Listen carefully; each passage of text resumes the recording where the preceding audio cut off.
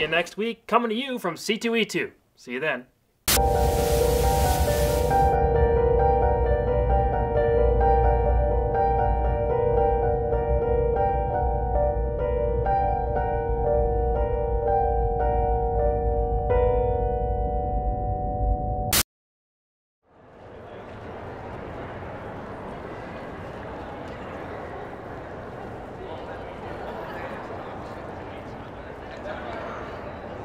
Well, here we are at the Chicago Comics and Entertainment Expo. You can just say C2E2. Fun fact, there were over 80,000 attendees last year. Fart fact. All right, girls. Not a girl. We better book it if we're going to get a good seat at the next panel.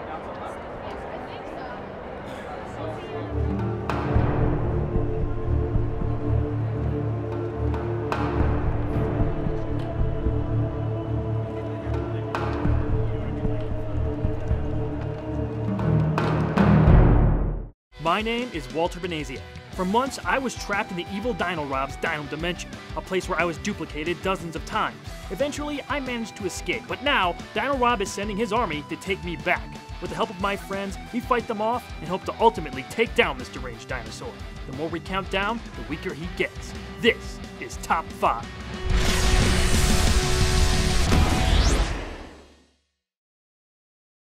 There are some amazing costumes here. Yeah, did you see that Khaleesi we passed back in the lobby? Nah, that was just some naked guy named Danny run through convention.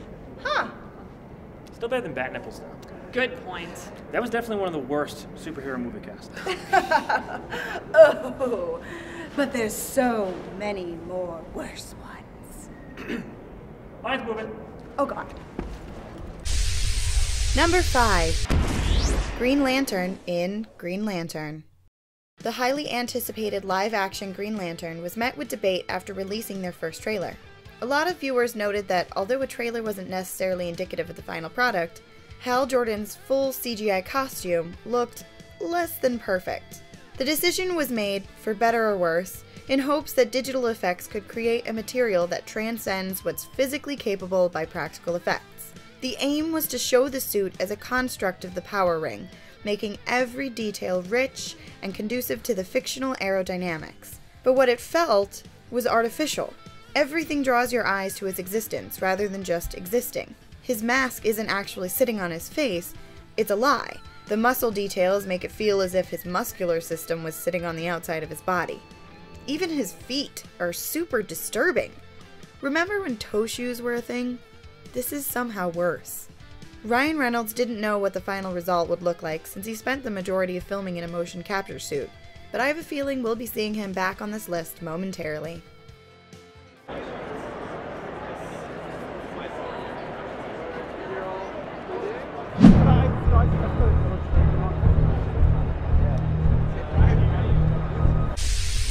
Number 4. Ares in Wonder Woman. As much as I loved Wonder Woman, it's obviously not a perfect movie. One of my biggest complaints with it was the main villain Ares. The worst thing about his design is the awful CGI. This would be something that I could excuse if this movie were made years ago, but it had no right being as bad as it was in a big budget Hollywood movie in 2017. The graphics looked worse than a video game. In fact, I like the way Ares looks more in Injustice than this movie. The lighting is off. His movements aren't fluid and awkward at times. It was so jarring, it took me out of the moment. Outside of the shockingly unfinished looking CGI, one of the strangest choices for this costume was that they kept the mustache. Before he transformed into Ares, Sir Patrick was a British diplomat with his bushy, albeit time appropriate, mustache. It doesn't make sense for the character to keep this mustache after his transformation into the god of war. It makes him look like a joke. Could he not have shaved the mustache for those scenes? I guess I would rather him keep the mustache than pull a Justice League though. Ugh. Lastly, the design in and of itself was not fitting for a god. The silhouette the costume created looked more like a generic minion rather than the god of war himself. It was rounded, not strong. The distressed metal that he called up to create the armor made him look even more tired and basic. What a lackluster and disappointing ending to an otherwise great movie.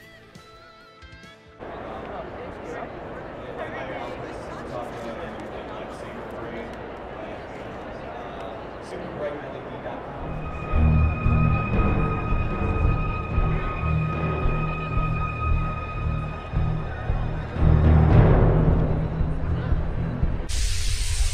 3. The Green Goblin in The Amazing Spider-Man 2. A lot of people hate Norman Osborn's Green Goblin costume from 2002 Spider-Man. It's not like the comic, they say. Looks like a Power Ranger, they say. I, for one, resent that. Although, it does suck for the purists out there that they had a much more comic-accurate prototype made and didn't use it at all. By the time Spider-Man 3 came around, we all thought we were going to have another shot at getting the Green Goblin costume right. However, what Harry Osborn became in that movie wasn't even the Green Goblin. Credited as the new Goblin, Harry's look was more evil snowboarder than haunting nemesis. While that was a disappointment, the worst was yet to come. Most recently, in 2014's Amazing Spider-Man 2, Dane DeHaan was cast as Harry Osborn and set to play the actual Green Goblin as well. After his great performance in 2012's Chronicle, I thought Dane was a great choice to play the emotionally unstable frenemy of Peter Parker. However, through a convoluted backstory about a genetic disease and a very awkward script, his performance didn't nearly live up to the potential it had.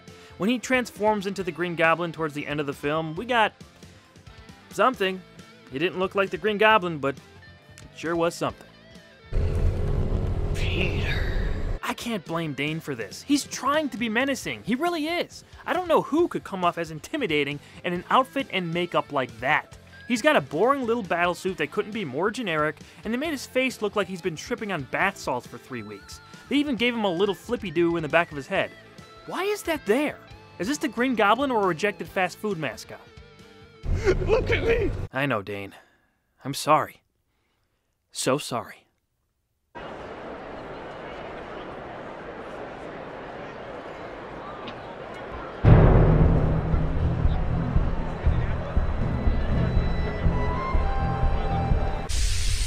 Number 2. Catwoman in Catwoman. We've covered Catwoman in a previous Top 5 episode, but Halle Berry's costume was worth a spot on this list. After being transformed from shy graphics designer into femme fatale Catwoman, the first catsuit Patience dons is surprisingly better than the final result. Though there's a weird explanation as to how she got it as a gift for friends that were surprisingly invested in her love life.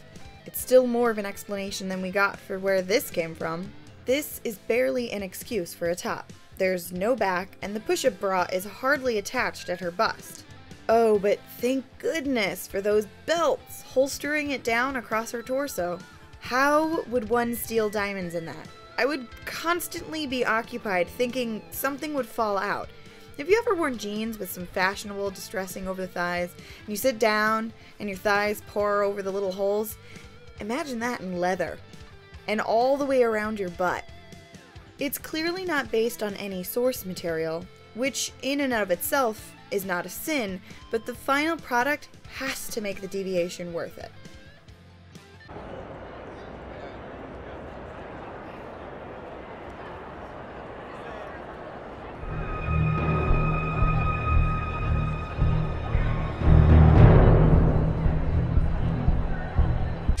And the number 1 worst superhero movie costume is Deadpool in X-Men Origins Wolverine. Yep, Ryan Reynolds reappears and tops our list.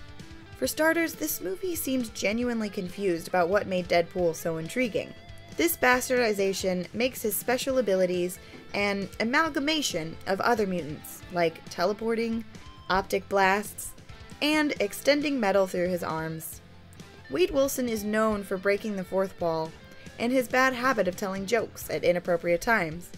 His earlier appearance in the film gets pretty close. Okay. People are dead. If you didn't have that mouth on you, Wade, you'd be the perfect soldier. Then they swerve left, abandoning his distinct red and black suit for a scar-free torso with geometric tattoos and mermaid skin face. But most importantly, Deadpool is known as the mark with the mouth. The movie even acknowledges this. He's rude, he's crude, he's got super healing, dude, and you go and remove his mouth? Unforgivable. At least now we can rest in the knowledge that Deadpool has finally been done justice, and Ryan Reynolds has now led one of the most successful comic adaptations of all time.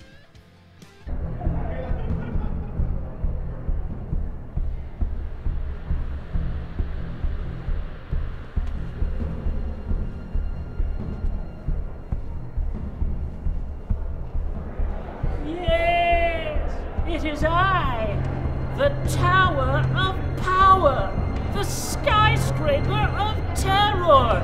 Yes, it is I, the human building.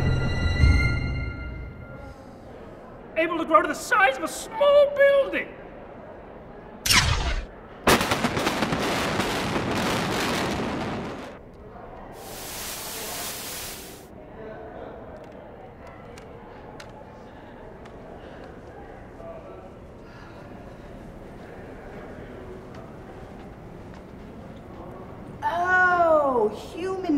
Human building.